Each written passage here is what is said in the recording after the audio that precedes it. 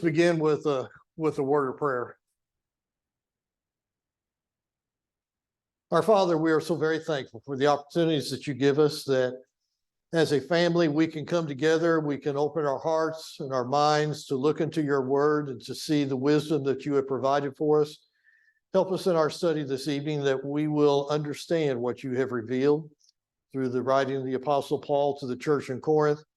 Help us to recognize how that these things can help us as we live our lives 2,000 years later. Recognize that your wisdom is timeless and that it helps us to face the difficulties that Satan puts in our path, and that we can be called into fellowship with your Son and be united together in one mind and one heart in service to him. And through him we offer our prayer. Amen. All right, let's talk a little bit again about our theme for our class. Here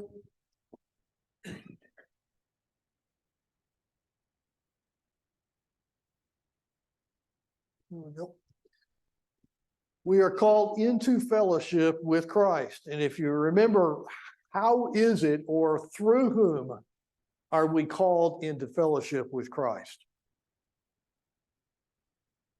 Go back to chapter 1, verse 9.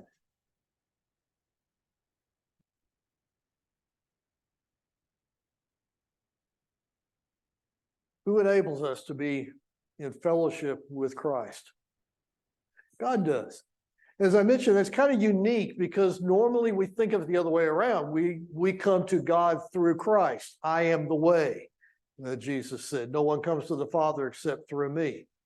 But here we find through God, we are called into fellowship with Christ. And as we talked about, I think what that means is that God is the one through his plan, through his power, that we are able to be united together, that we're able to share with Christ. And what is it that we share with Christ? Again, I go back to John 14 and verse 6. I am the way. What else? Truth and life. So what we are sharing with Christ is truth. You know, what was it? Pilate asked that question, what is truth? And truth was standing right in front of him when he asked that question.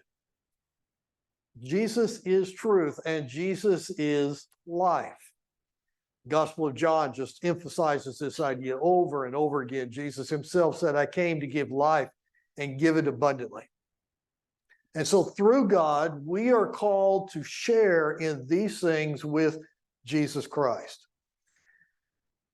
Now, the book of this first letter that Paul wrote to Corinth is filled with some undoubtedly difficult things. And we're going to start with one of those this evening. A good friend of mine, Dick Blackford, wrote an article years and years ago.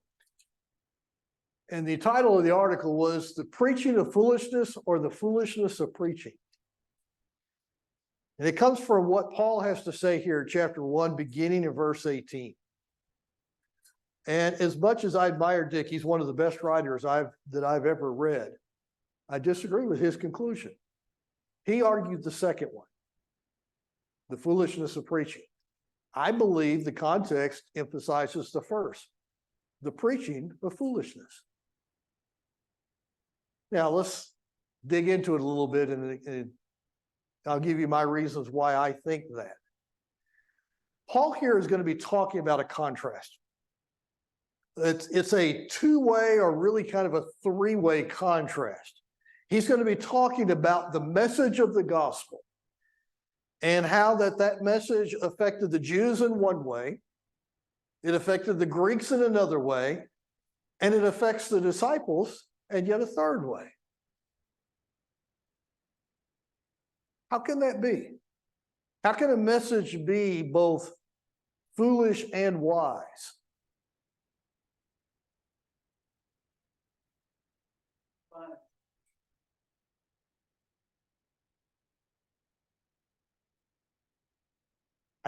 I think that gets to the heart of it. The message is not changing, is it? The message is not both foolish and wise at the same time. What's changing is the listener. the one who's receiving the message, how they're receiving it. And I think Dempsey hits right on there. Paul talks about here, he says, the Jews were seeking for what? They were looking for signs. The Greeks were looking for what? They were looking for wisdom. And yet, what does Paul tell us the gospel actually is? Well, it's power. But I would argue that, at least at one level, all three groups are looking for the same thing. What are signs? In the New Testament, what were signs and wonders? Okay, they were a reflection of God's power. They were something miraculous, something that was powerful. In fact, they're translated sometimes from that word, the Greek word dunamis, which is where we get our word dynamite. So they were a demonstration of power. Who was it? One of the Herods that at the trial of Jesus was excited about Jesus being brought before him because he wanted to see a sign. And of course, Jesus gave him nothing.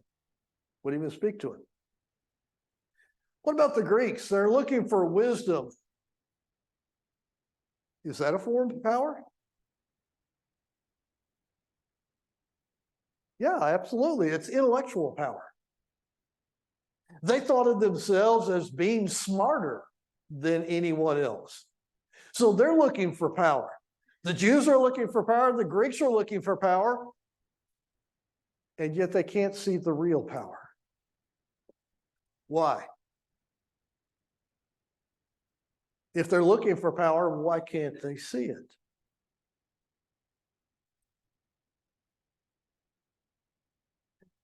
Yeah, they're looking for the wrong kind of power. Yeah, the wrong definition, the wrong realm of power. Why did Herod want Jesus to perform a miracle? Why do we ride roller coasters? Why do we, watch movies with explosions in them? We like to be thrilled, excited. What realm is that? It's the physical, it's this realm. Herod wanted to be wowed by Jesus. It's not because he wanted to be one of his disciples. He just simply wanted to be impressed. Put on a show for me. What does it tell us about the Athenians? What did Luke tell us that the Athenians always wanted to do?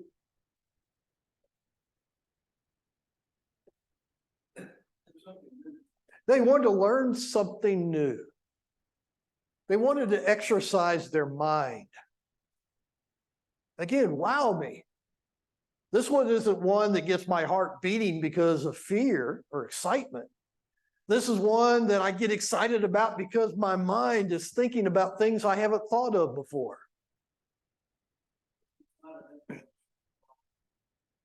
Exactly. When we talk about the power of God, it's ultimately not signs or wisdom, but it's in fact a spiritual power. It's a power that operates in a different realm than what the Jews and the Greeks were looking for. And that's why the power is right there in front of them, and yet they can't see it. The Jews stumble over it. The Greeks consider it to be foolish. So that's why I asked that question. The preaching of foolishness or the foolishness of preaching? And ultimately, it is the preaching of foolishness.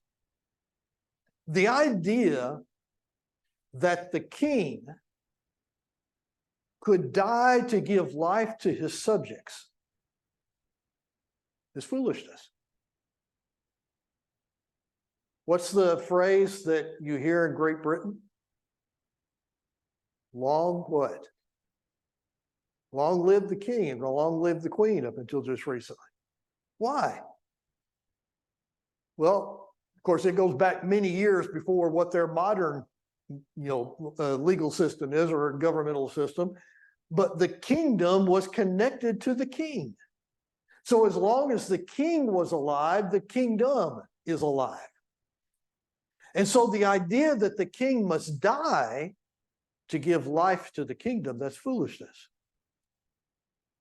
That doesn't make sense. And yet that was the message that Paul preached. He said, I preach Christ and him crucified. To the Greeks, foolishness. To the Jews, a stumbling block. But he says to us, it is the power of God. Go ahead, Dibs.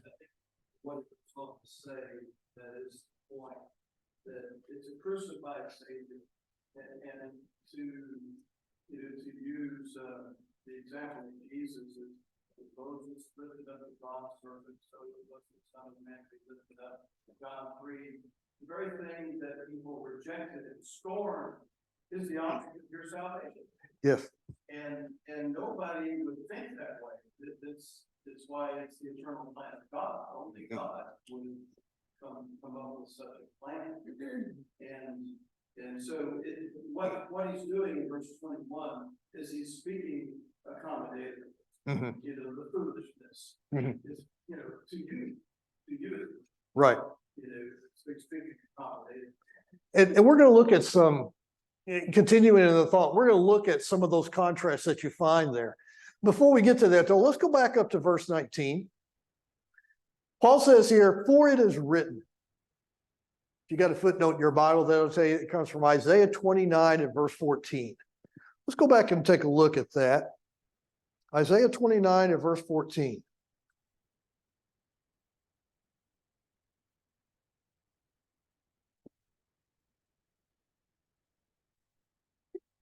Somebody read that, please, if you would.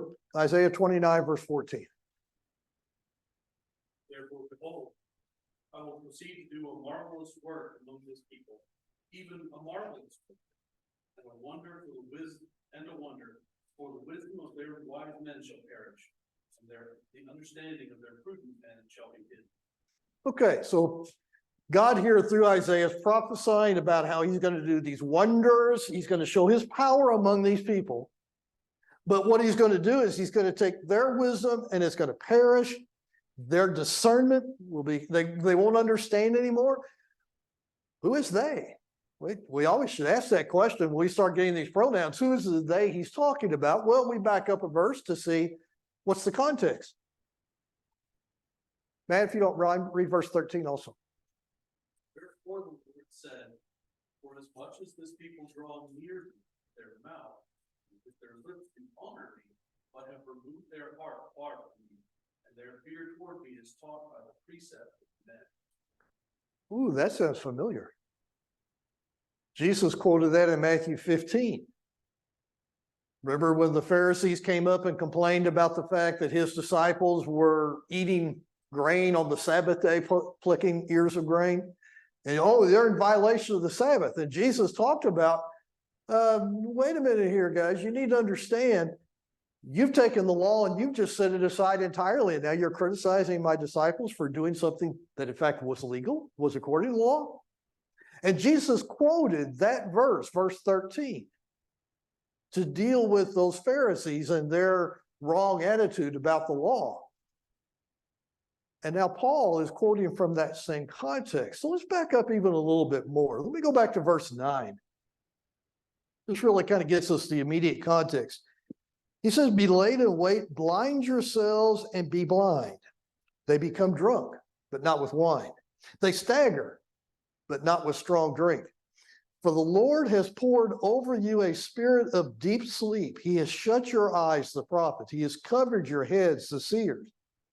The entire vision shall be to you like the words of a sealed book. When they give it to the one who is literate, and they say, please read this, he will say, I cannot, for it's sealed. And you give it to the illiterate, saying, please read this, he will say, I cannot read. And then what Matt just read there from verse 13, talking about how the people were honoring God with their lips, but not with their hearts.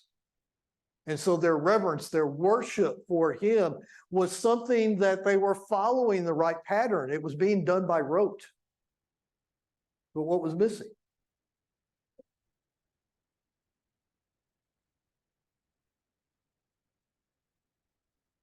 What was missing from their worship? The heart. Dempsey just mentioned that a while ago. It's a heart problem. That's exactly what we see here. This is a heart problem. It existed in the days of Isaiah. It exists in the first century. Does it exist today? Sure. Satan hadn't changed his methods. They still work. And so, yes, we need to be accurate to the patterns that God has given us, but never, ever think that's the goal. Just make sure I get the pattern right. What we find here is that it needs to be something that comes from our hearts. And if it does not come from our heart, if it is something we're doing simply by rote, then what does God say he's going to do about that? He's going to make us drunk, but not with wine. He's going to blind us so that we cannot see. And the reason I point that out is that as we go through this section, we're going to see Paul coming back to that concept of the things that are hidden that can't be seen. And the reason why they can't be seen is because of the heart problem. Why couldn't the Jews and the Greeks see this message?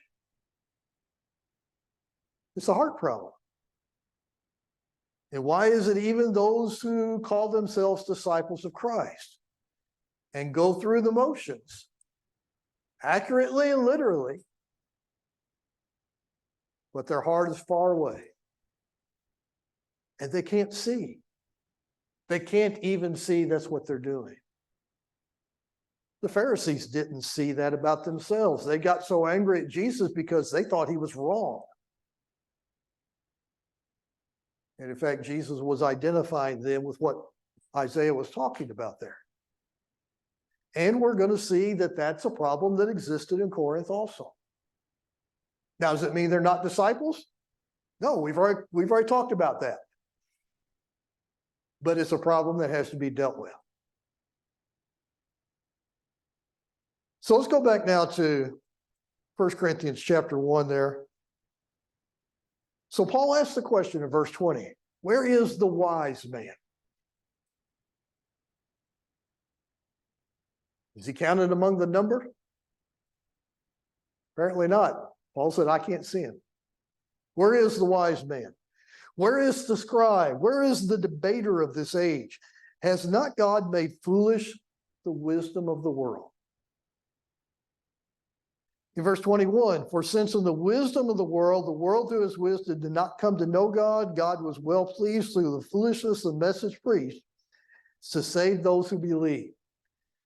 This gets into that point where I was talking about the preaching of foolishness.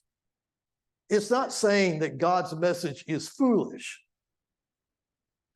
but it is foolish in the ways that the world measures things.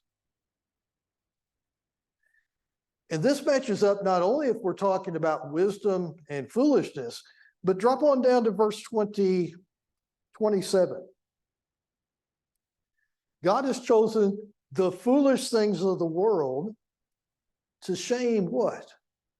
The wise.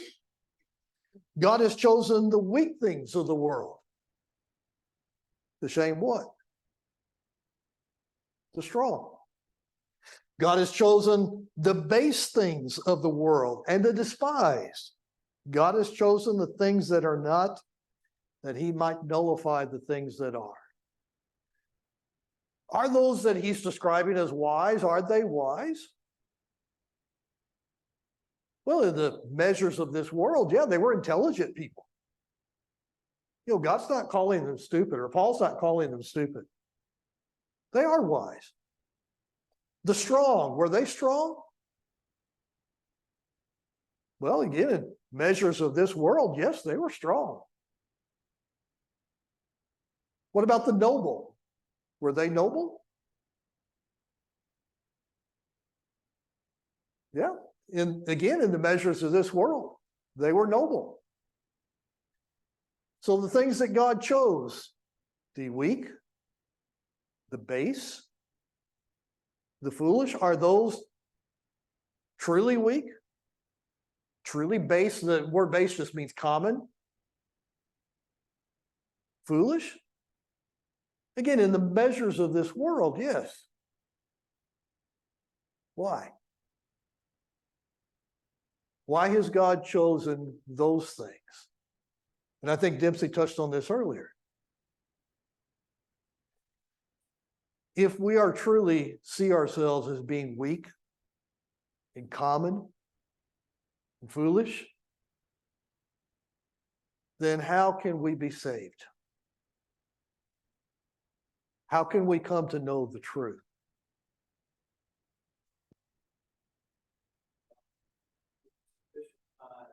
Mhm.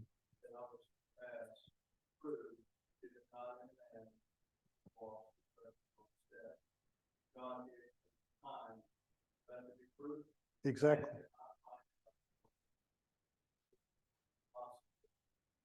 What happens in the philosophy of Syria, Babylon, Persia, Mhm. Greece, Rome, they're all coming.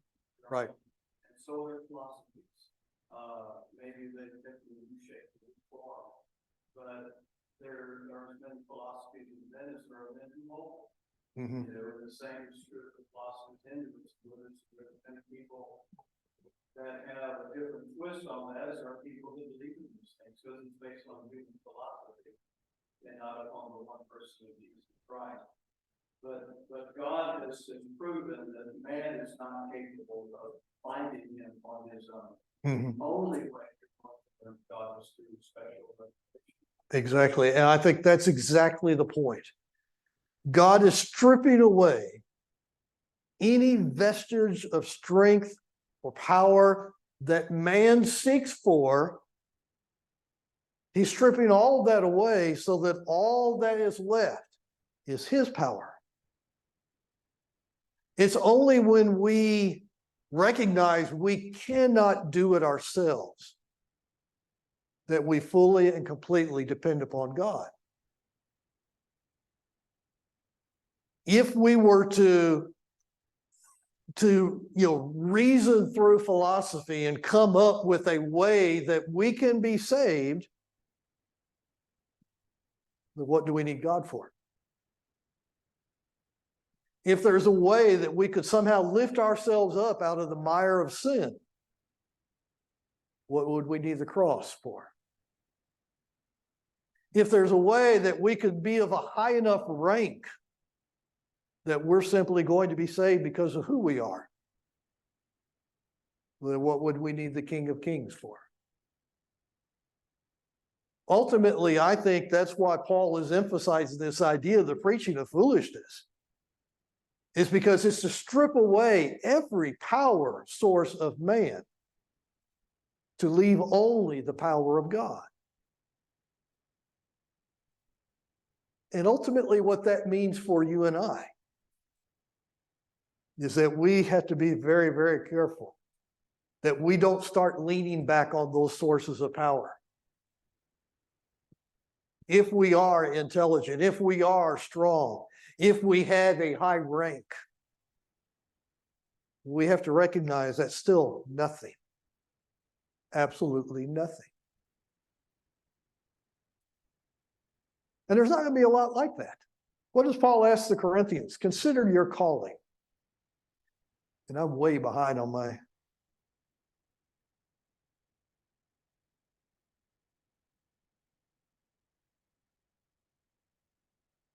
Who were the called among the Corinthians? Who were the majority, if you would, in that church there in Corinth?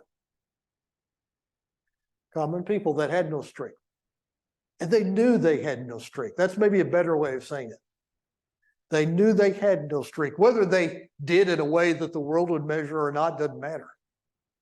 They knew they had no strength.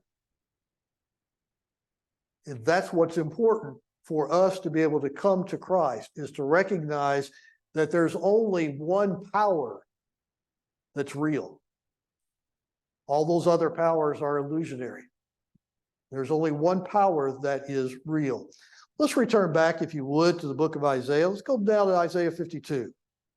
Adam talked a good bit about this Sunday.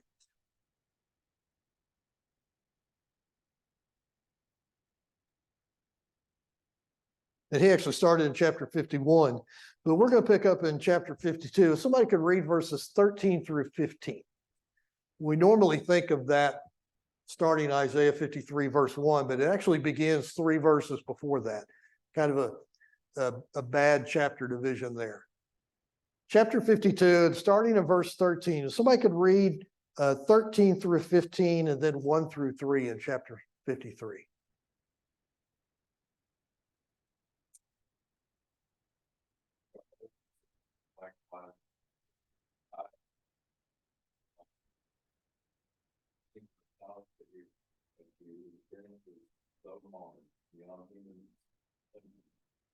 That's far beyond that of the children of mankind. So you know, these sprinkled many nations, kings of their mouth to continue. For that which is not, should not insult them, they see, and that which they have not heard, they understand. Who has believed what he has heard from us? And to whom has the honor of the Lord? For we were before him like a man, who is right now. He had no form of majesty that we should look at him, no beauty that we should desire. He was despised and rejected by men, man of sorrows, and acquainted with grief. As one from whom men hide their faces, he was despised, and we esteemed him not.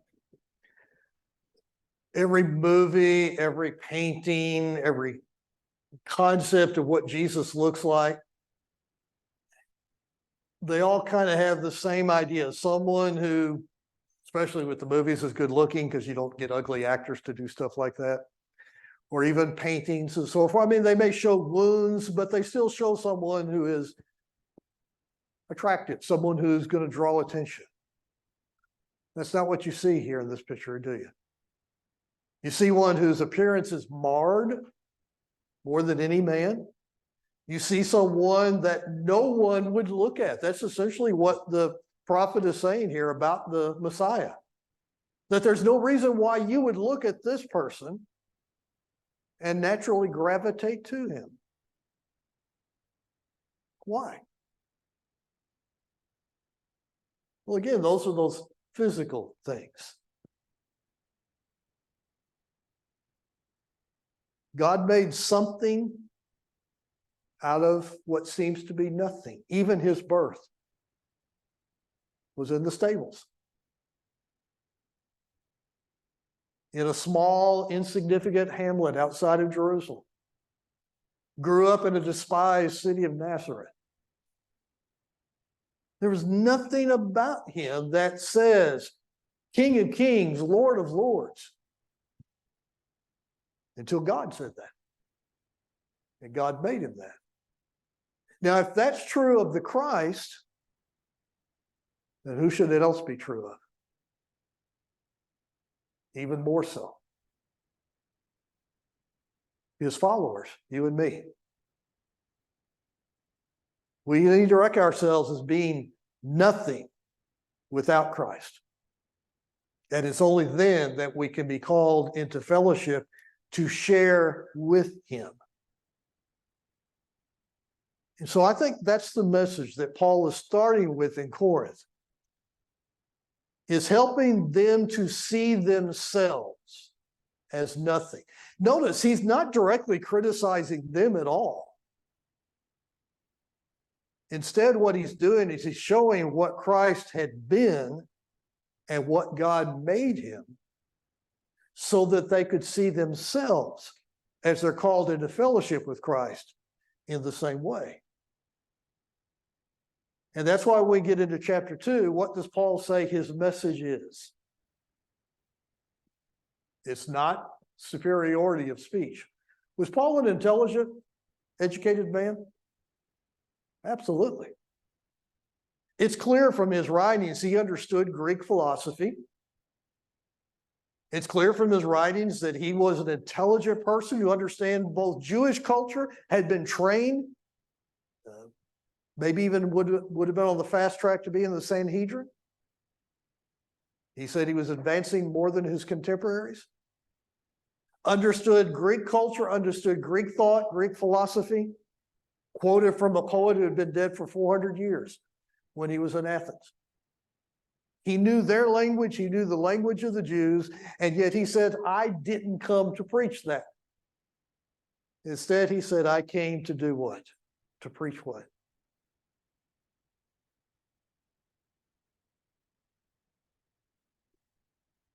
Jesus Christ and him crucified.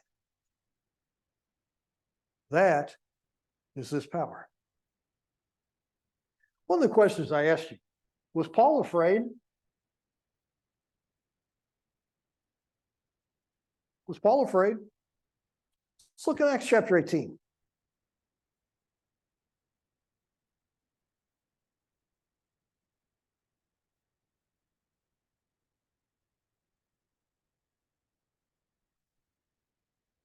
Somebody read verses 9 and 10, please. Acts chapter 18, verses 9 and 10.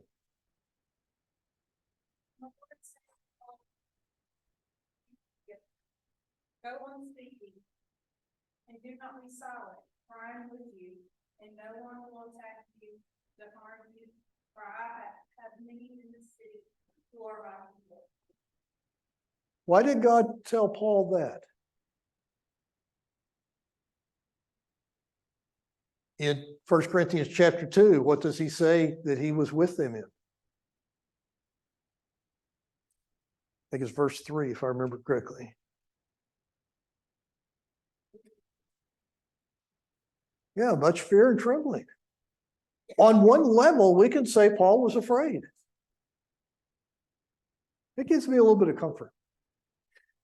There's been times when I was a little scared to preach. Didn't know how people would react to the message. That didn't mean I didn't preach it.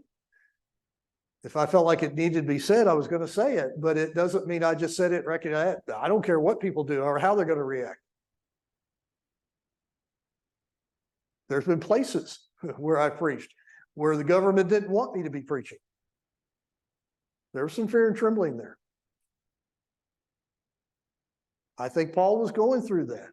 I think that's why we have this message of God speaking to him and telling him, don't be afraid, I'm here with you. And there's many of my people that are here with you. I think this is very similar to what Elijah went through. When he had demonstrated the power of God over Baal, and the people of Israel's reactions to that is to go, they didn't seem to really care all that much. Jezebel seemed to be the only one who really cared, and she said, by this time tomorrow, you'll be just as dead as those prophets. Elijah was afraid. That doesn't mean that he was sinning. God recognizes the temptations that we face. God recognizes the things that are arrayed against us. That's why I think he helped Elijah. He helps Paul. What happened to Jesus in the Garden of Gethsemane? The angels came and ministered to him. If Jesus needed the ministering of angels, you and I do too. But we can't use fear as an excuse for paralysis. And that's what God was telling Paul. So he says, my preaching, I was with you in weakness and in fear and much trembling. But what does he say? My message was in demonstration of the power of God. That doesn't mean that Paul is going around doing a bunch of miracles. That's what the Jews were looking for. No, what Paul was doing is he was preaching a spiritual message of power. Christ and him crucified. The Jews say, what? No, the Messiah can't die. The Greeks said, what are you talking about? Someone dying to give life? But to those who are believers, going back to Dempsey's point at the beginning, what did they hear?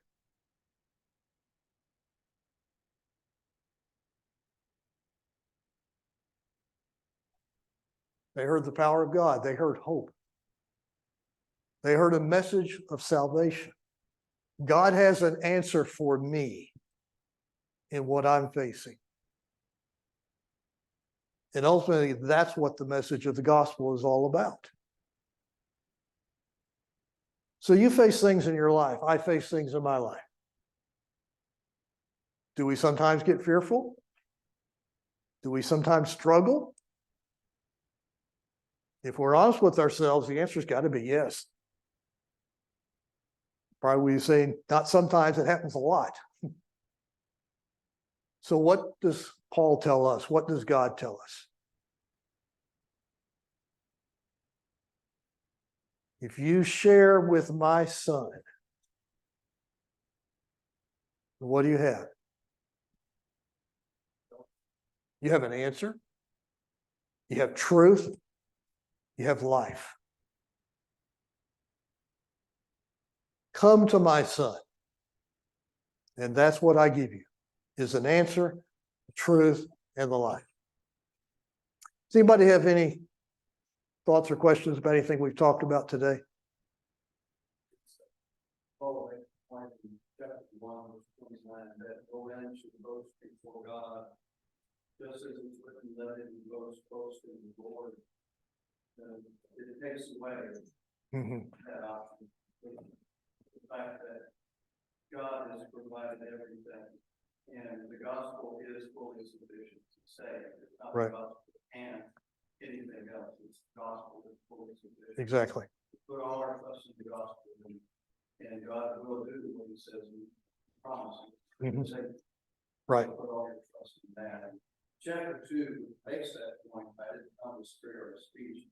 The contrast, I think it's important that is not between skilled or unskilled, but putting superior speech above a crucified Savior. Exactly. I fully agree. And one of the points that I wanted to touch on, I'm glad you just brought that up.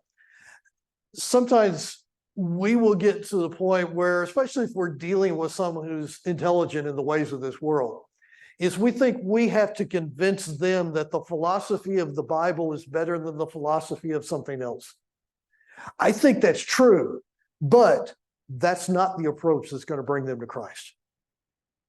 I do believe that the philosophy of the Bible is superior to any other philosophy, but I'm not going to get into a philosophical argument to try to prove someone, well, this is why you need to be a Christian, because I can prove this is superior to your way of thinking.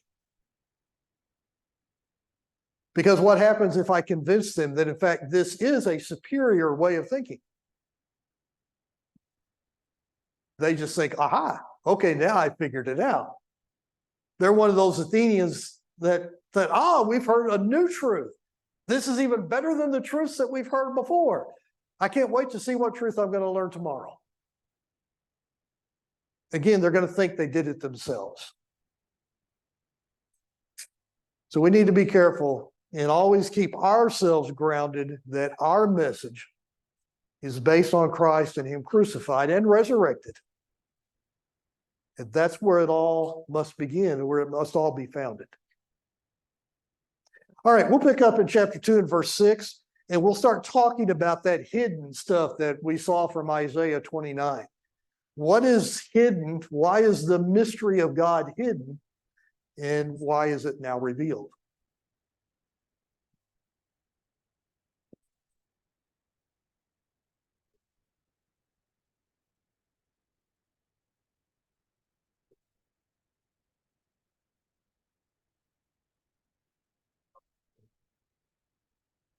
Get this off for you.